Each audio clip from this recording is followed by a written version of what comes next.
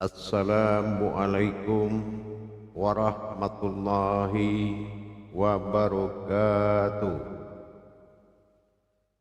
Alhamdulillah, alhamdulillahi rabbil alamin.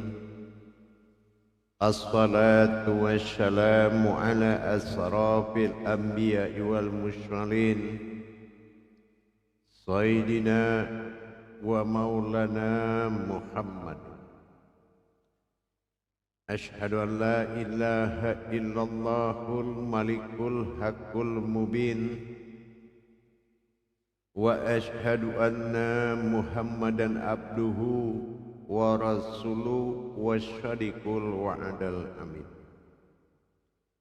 Allahumma salli wa sallim wa barik wa karim ahzanul nawil karim ihdinil ladzi min jalalika wa innal ladzi min jamalika wa innahu min kitabika wa tahirin wal mujahidina amma ba'du. Ibrullah wa itaqullah. Bersyukur kita kehadiran Allah dengan mengucapkan alhamdulillahi rabbil alamin di atas segala limpahan karunia rahmah dan hidayahnya, serta dengan izin dan ridhonya kita dapat menjalankan amanahnya, beramal dan beribadah, bertolabul ilmi zahir batin dunia dan akhirat. Bersalam kita tak akan terlupakan. Marilah sama-sama kita sampaikan kepada junjungan kita Nabi Allah, Nabi al-akhirul zaman, Rasulullah Muhammad sallallahu alaihi wasallam. Atasnya kalimahnya kita kalamkan dengan membacakan Allahumma sholli ala sayyidina Muhammad wa ala alihi sayyidina Muhammad. Alhamdulillah, bertemu lagi dengan saya Guru Mursyid Syekh Nur Muhammad Buya Irwan Maulana Al-Khalidi, tentunya di kota Pasaman, Sumatera Barat, Indonesia. Di dalam naungan Yayasan Islam Hidayatul Mubarakah dalam makom majelis zikir Ma'rifatullah, terlebih utama adalah dalam makom syiar, yaitu YouTube Buya Pasaman Timur, yang insya Allah kita akan selalu berbagi wawasan dan ilmu pengetahuan. Insya Allah mudah-mudahan bermanfaat buat kita bersama. Alhamdulillah, para hadirin kaum muslimin dan muslimat dimanapun berada, jamaah yang dirahmati Allah rahimakumullah. Dalam pertemuan kita pada saat ini, saya akan berbagi wawasan dan ilmu pengetahuan yang mana sangat perlu kita pahami, karena harus menambah wawasan di dalam pengembangan iman kita terhadap pandangan-pandangan tingkat keimanan yang ada di dalam Islam. Terutama saya akan berbagi wawasan tentang mengenal wali Allah secara hakikat. Siapa dan apa serta kenapa terjadi wali Allah atau utusan Allah, dan kenapa Allah memberikan utusan berwujud kewalian dalam bentuk kemanusiawian. Nah, ini juga harus kita paham dan harus dimengerti. Jadi jangan kita tidak memahami tetapi kita bisa menilai. Nah, ini akan menjadi fitnah.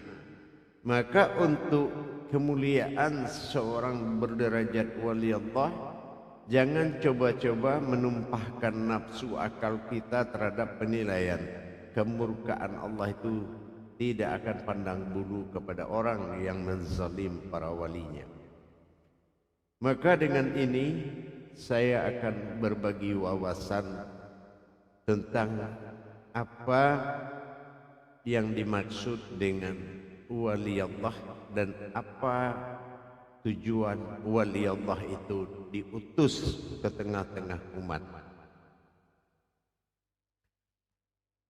Para hadirin kaum muslimin dan muslimat dimanapun berada, jamaah rahimakumullah.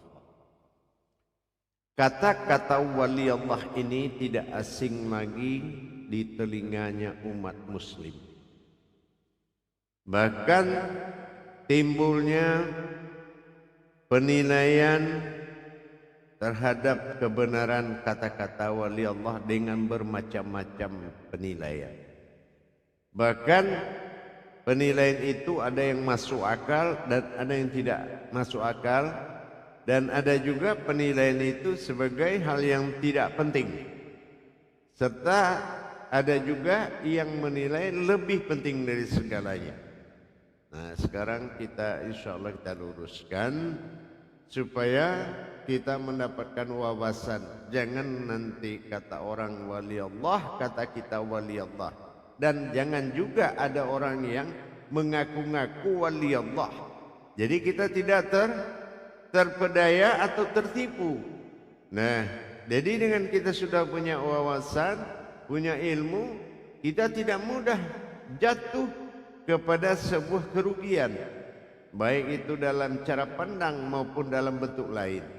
Maka kita harus kenal dengan apa yang dikatakan wali Allah. Pada waktu dan kesempatan ini saya akan menerangkan makom-makom kewalian yang ada di tengah-tengah umat dan bagaimana wujud kewalian itu dan kenapa Allah merahasiakan kewalian. Apa maksud merahasiakan tersebut? Kalau kita pandang secara akal, secara iman, kenapa harus dirahasiakan? Kalau memang ilmunya hebat, kenapa tidak terbuka? Nah, ini harus kita melihat dari pandangan yang benar, bukan pandangan menurut kemampuan kita cara memandangnya. Para hadirin dan hadirat kaum muslimin dan muslimat, jamaah rahimakumullah. Dalam satu qudsi Allah, Allah telah menyampaikan dan mewahyukan, yang mana Allah katakan subhanaka man tanara wasiral khususan. Nah, ingat, wasiral wa khususan, ya, zuburi al-basira. Nah, kenapa Allah itu sangat merahasiakan? Karena Allah telah menurunkan ma'rifatnya berwujud manusiawi, bukan manusia tapi manusiawinya. Apa perbedaan manusia dengan manusiawi? Manusiawi itu adalah tingkah laku. Nah, ini ya, ada tingkah laku, ini itu namanya manusiawi.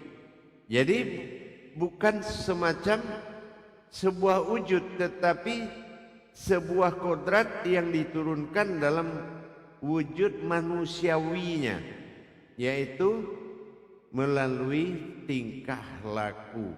Nah, ini kodrat kewalian ini ada 3 yang diturunkan ke muka bumi, ke tengah-tengah umat. Ada banyak yang turun, tetapi yang ke tengah-tengah bumi atau di antara keduanya itu disebut dengan keberadaan umat. Di situ ada manusiawi, ada manusia yang winya tidak ada. Nah, itu perbedaan. Kalau winya sudah ada berarti tingkah. Ada tingkah ini yang disenangi, ada tingkah yang tidak disukai. Nah, ini kan kita lihat, ya.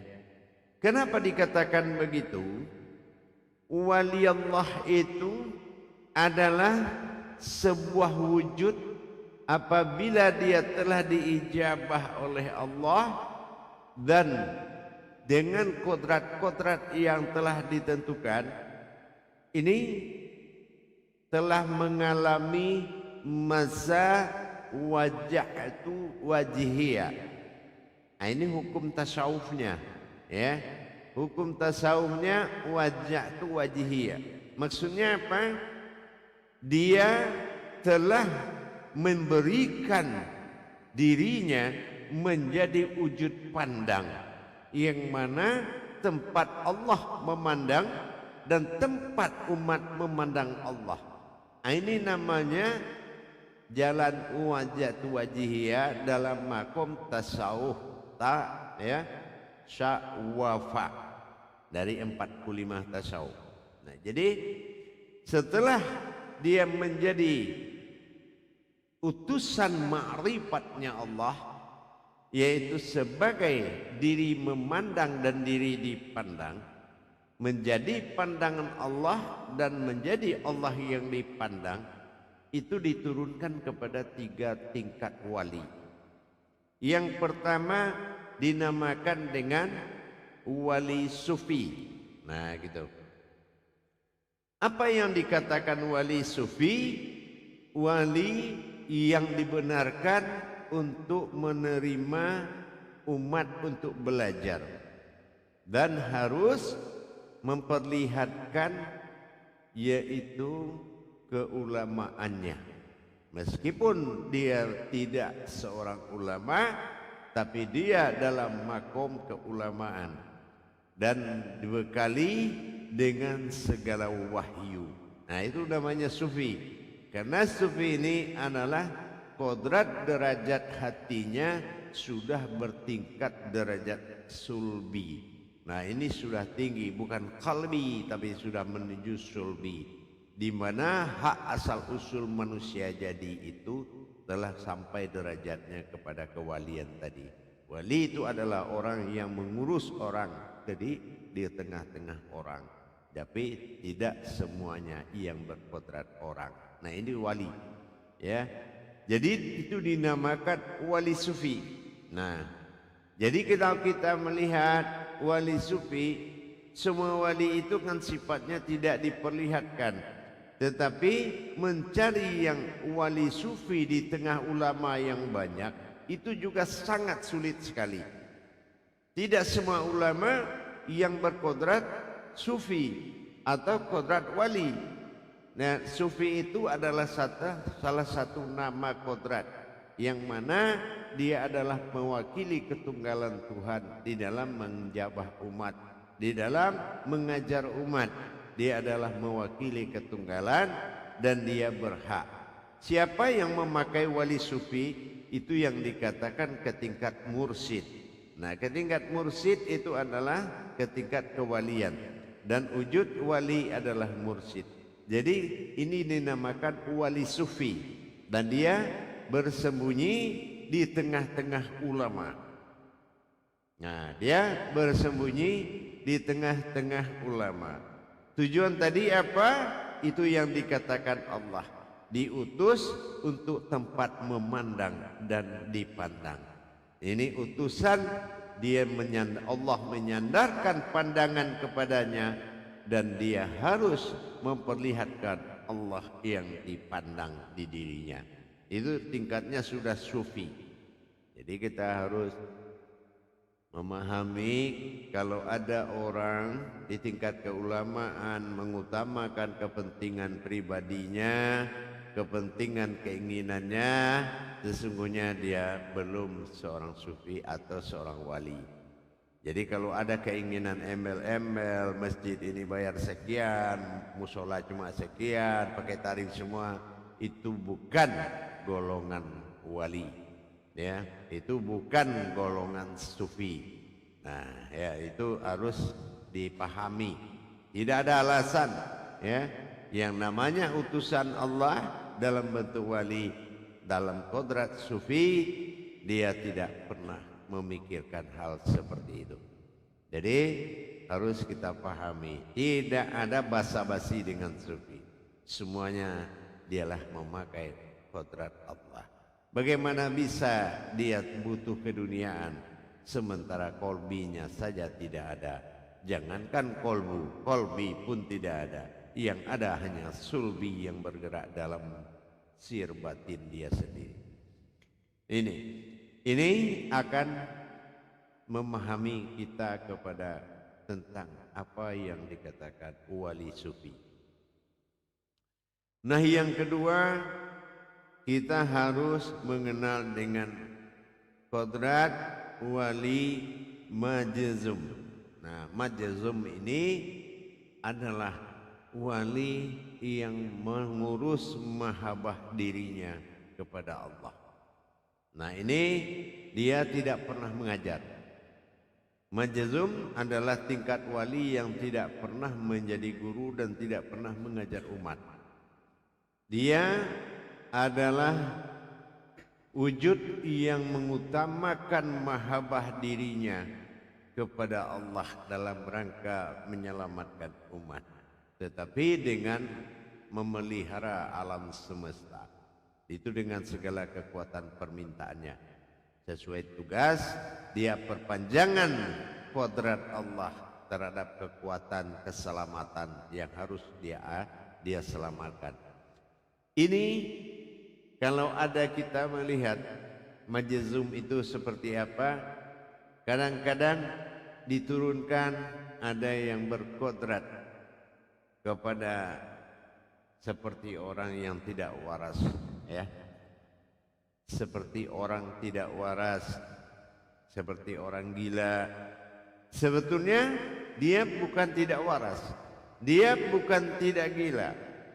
Dia tidak perhatikan lagi dirinya karena rohaninya sudah terpaut kepada hayatnya Allah. Sehingga dengan dia tidak mengenal dirinya, maka dia harus mencapai keselamatan umat dengan mahabbahnya yang tidak pernah putus kepada Allah. Nah, ini tingkatnya majzum. Jadi kalau kita bertemu hal seperti ini, majzum ini harus betul-betul majzum dihargai, ya. Tolong hati-hati terhadap majzum ini. Itu adalah kodrat wali yang berkodrat tidak mengurus dirinya, tetapi dia adalah mengurus mahabbahnya, hatinya kepada Allah dalam rangka menerima perpanjangan tangan putusan arasnya Allah dalam mengemban penyelamatan umat. Nah, itu ada kalanya kita dari sebanyak itu pandangan-pandangan terhadap kemanusiawian umat, harus juga berhati-hati terhadap hal yang seperti itu. Dia ada di tengah-tengah orang yang tidak waras. Jadi dalam hal kemahabbahan tadi, dia memperlihatkan seperti itu dengan tujuan tidak terputus hubungan kekuatan mahabbahnya untuk membantu penyelamatan kepada umat. Itu ya. Tapi itu juga tentu dengan adanya tanda-tanda yang khusus di diri dia. Nah, jadi kita tidak semudah itu. Kalau ada wali seperti orang yang tidak pernah pantas dia lakukan, tetapi yang dia alami itu tidak seperti orang tidak normal biasanya, tetapi dia memberikan sikap tidak seperti mengganggu dan segala macam, cuma hanya dalam bentuk penampilan saja. Nah, itu dinamakan dengan sifat wali majzum. Nah, itu yang kedua. Nah, yang ketiga ini penting kita ketahui ada kodrat makom wali yang disebut dengan malamati'ah. Nah gitu ya. Nah ini kita benar-benar harus paham. Malamati'ah ini apa? Ini adalah kodrat kewalian ya, dalam bentuk sifatnya memperlihatkan suatu pelanggaran-pelanggaran yang tidak disukai oleh orang banyak. Sebetulnya malamati'ah ini adalah wali ma'rifatullah. Apa dikatakan? Hatinya sudah berma'rifatullah. Hatinya sudah ditempati oleh Allah ya, sehingga dia harus membedakan dan menyembunyikan keberadaan Allah dalam hatinya, dalam kedudukan hatinya, dengan dia menampilkan satu sikap yang mana biarlah dia tidak disukai orang, asal dia disukai Allah. Dan ini banyak yang kita lihat dalam kesehari-harian. Ya, ini kita contohkan seperti Nabi Khidir, dia pernah berurusan dengan Nabi Musa, sehingga Nabi Musa tidak tahu ya siapa Nabi Khidir ini sebetulnya, seorang wali.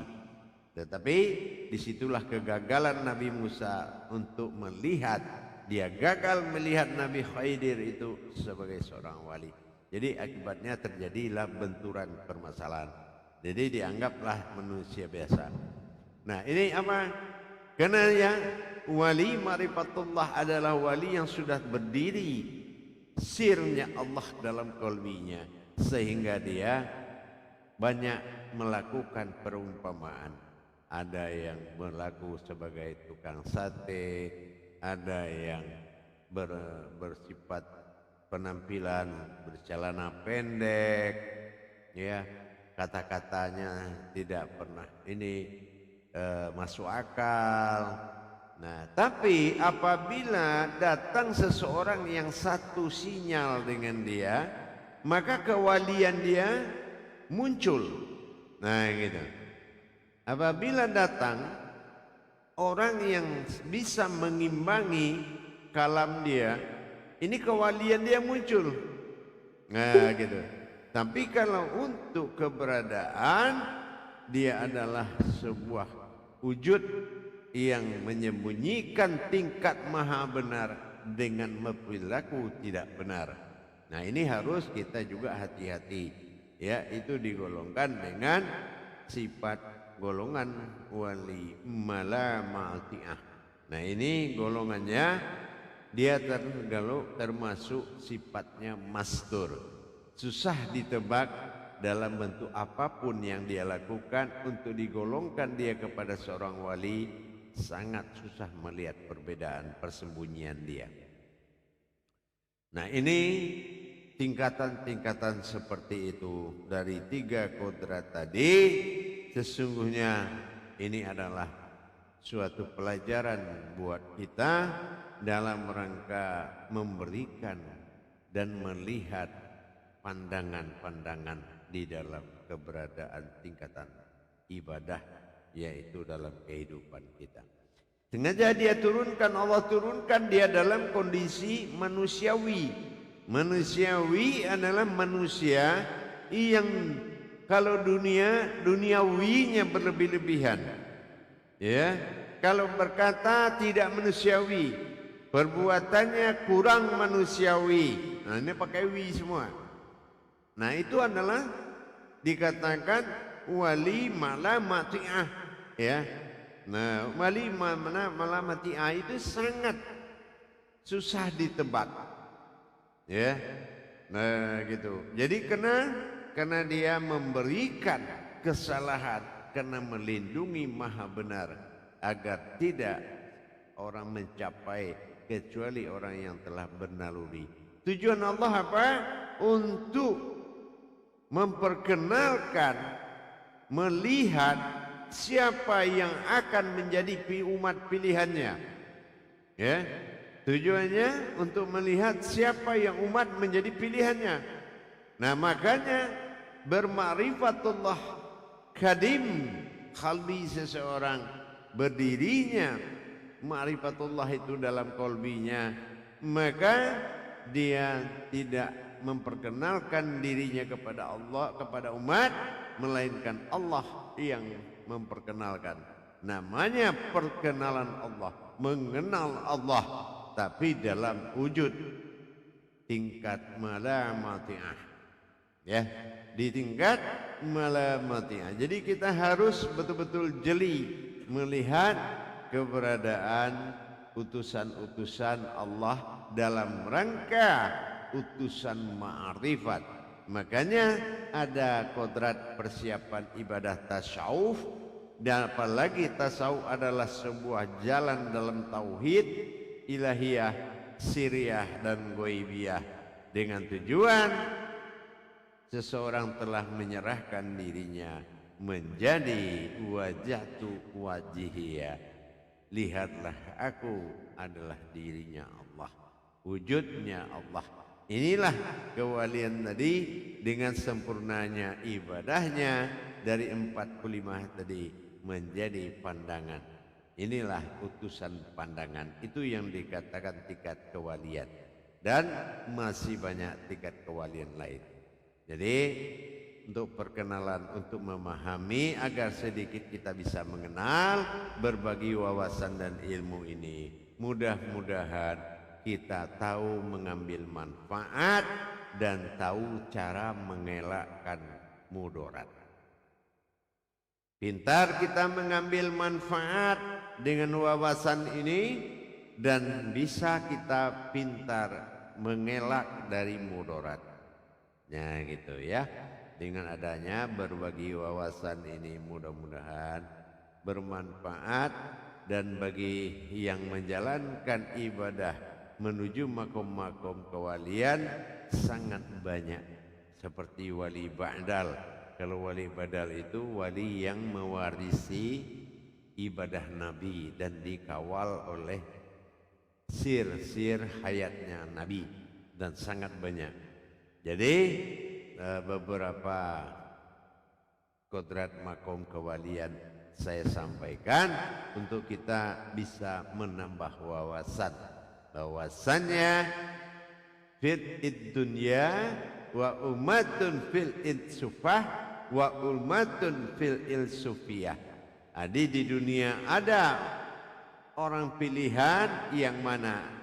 Ada orang, ada manusia dalam manusia yang tidak manusia. Nah begitu. Ada juga fil insufah, ada yang meninggal berbentuk manusia tetapi tidak manusia. Ada juga fil in alamatin sufiyah, ada orang yang sampai kepada Allah, berwujud Allah, bermakom manusia tapi tidak manusia. Nah ini juga harus kita sampai kepada wawasan itu. Insya Allah hati-hati dalam menjaga kalam, menjaga pandangan, dan menjaga martabat, ya, karena mereka ada di sekitarmu. Sekali lagi saya sampaikan, hati-hati dengan kesombongan, hati-hati dengan keingkaran kita kepada Allah, hati-hati memakai martabat Allah, hati-hati membawakan kajian Allah, hati-hati menjalankan perintah Allah, karena para utusan Allah ada di sekitarmu. Insya Allah mudah-mudahan kamu bisa arif, kita bisa arif dan mengerti, dan bisa menjaga diri. Insya Allah capailah derajat yang tertinggi, yang mana waliul wujud adalah makom di mana Allah mempercayai seseorang mewakilinya. Barakallahu ya Rahman ya Rahim. Insyaallah mudah-mudahan bermanfaat. Akhirul kalam, wabillahi taufiq wal hidayah. Wassalamualaikum warahmatullahi wabarakatuh.